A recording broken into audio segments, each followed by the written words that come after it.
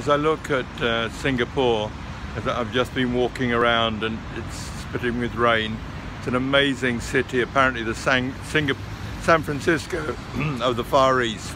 High-tech, well-organized, clean, people well-ordered, everything's safe, everything's secure.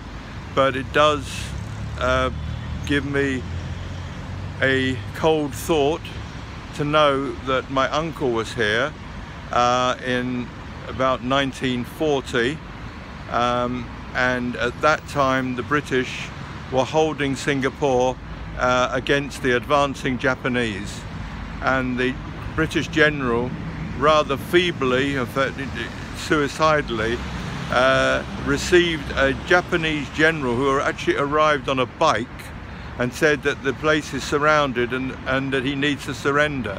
And he surrendered with about 30,000 armed British troops who didn't offer a single fight because they'd surrendered. And the general was advised by the British general was advised by the Japanese general to go and commit harikari, in other words shoot himself, in a nearby forest. And my uncle was taken by the Japanese in the most brutal, cruel way, and he was then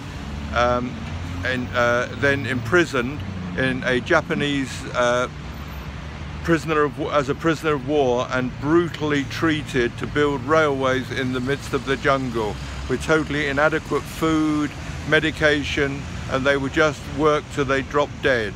And only people in the age group of, I think it's about 18 to 22, actually survived. Anyone out of that age group was worked to death. And so there's a real contrast here.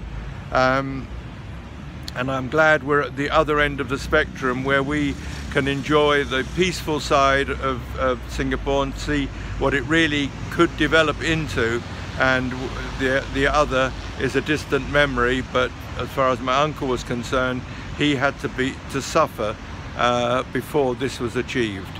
Well, we've now arrived at the famous Raffles Hotel. Let me see if I can make my way to the bar.